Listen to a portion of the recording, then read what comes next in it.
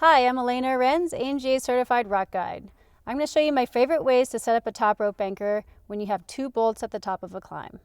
The first method, I'm going to clip my Quickdraw underneath any existing hardware there directly into the hanger. The reason why I want to do it this way is because I want to be sure that my carabiner is not going to get potentially cross-loaded across any of that fixed hardware. I'm going to attach two Quickdraws, one on each bolt, with the gates opposite and opposed. Then I attach my climbing rope and lower to the ground. This is a great method if I'm arriving at the anchor and I quickly want to lower back down, and maybe it's just a friend and I who are going to be top roping on this for a short-term period of time. The next method, you can see I have one double locking Quickdraw. And this is great if I expect I'm going to have a little bit more time top roping off that anchor. The locking Quickdraw provides a little bit more security for several people top roping off of it, and it's quick and easy to install. If the top rope's going to be up for a while and I have a bunch of people who are going to be climbing on it, I'm going to use something slightly more secure.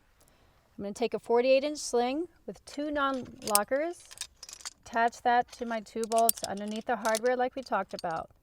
I want to be sure that that bar tack is up and out of the way, so when I go to tie my master point, which can either be an overhand on a bite or a figure 8 on a bite, depending on the height of that master point. If I choose to do an overhand here, here's a pro tip for you. Take any extra non-locking carabiner and attach it directly into that overhand on a bite. So after this has been top roped on all day, it makes that overhand much easier to untie. Last step, add two locking carabiners to the master point. Tighten everything down. Clip in your climbing rope. Boom, boom. And then screw the gates down so you don't screw up. So if you do attach a non-locking carabiner into that overhand, you want to be sure that nothing else gets clipped into it. Another pro tip, take a non-locking carabiner, clip it between the two lockers, clip the rope in.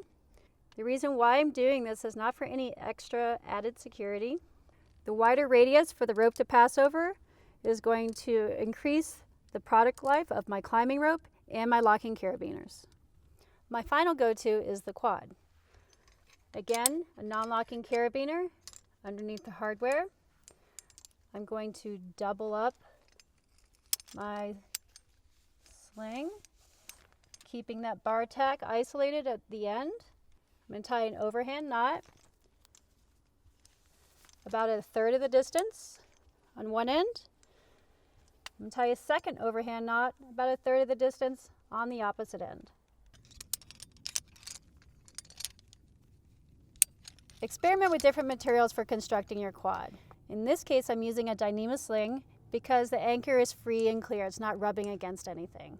If I were concerned about any sort of friction of the material being top roped on for a long period of time, I might use a cordelette to do the same.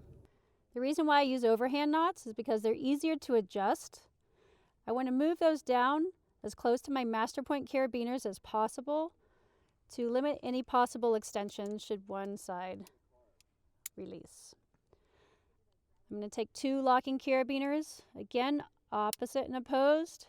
I'm going to isolate the strands 2 and 2 and clip those carabiners to each one of those, and then I can attach the rope.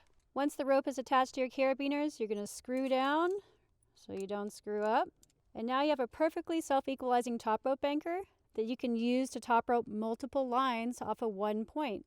What you definitely don't want to do is clip all 4 strands, because should the anchor come unclipped from one side,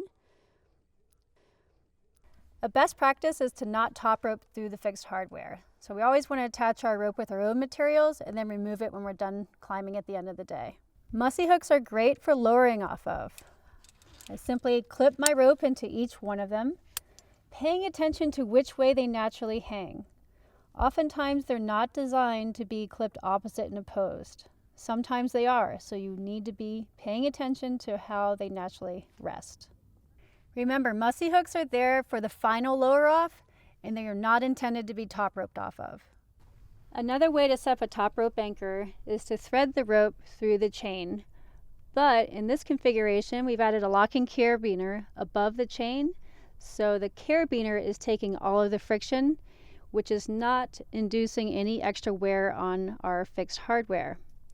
This has a couple different benefits, such as I don't have to come back up and clean an anchor, which is especially helpful if the last person climbing is unfamiliar with how to do that. Practice these on your own time before your life is on the line.